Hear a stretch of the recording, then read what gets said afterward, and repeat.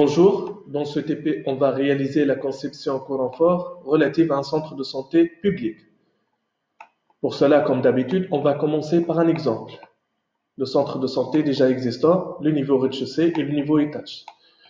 Au niveau rez-de-chaussée, on a mis les blocs de 3 prises de courant au niveau de chaque bureau, ainsi qu'un simple prise au niveau des différents coins de la pièce.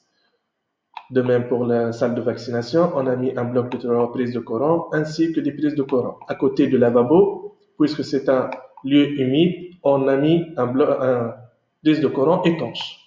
Donc c'est le symbole de prise de courant étanche et c'est le symbole de prise de courant simple.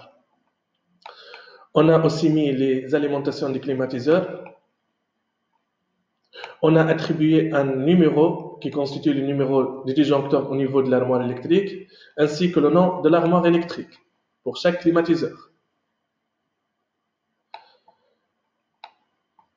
Ensuite, on a mis les boîtes de dérivation.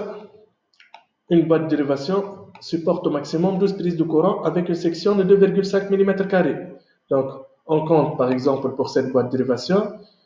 Donc, 1, 2 et 3, 5, 6, 7. Donc, on n'a pas dépassé les 12 prises de courant. On a uniquement 7 prises de courant sur cette boîte. Donc, en passant à l'étage, de même, au niveau des différents coins de la pièce, des différentes pièces, on a mis les prises de courant, sans dépasser 12 prises de courant sur chaque boîte. Ensuite, on a mis les alimentations des climatiseurs. Une fois cette étape est franchie, on a passé à la mise en place des liaisons équipotentielles qui constituent la mise à la terre des tuyauteries d'eau. Et finalement, on a mis l'emplacement de l'armoire électrique. Dans ce projet, on a 2 armoires électriques, une armoire au niveau du rez-de-chaussée et une armoire au niveau de l'étage.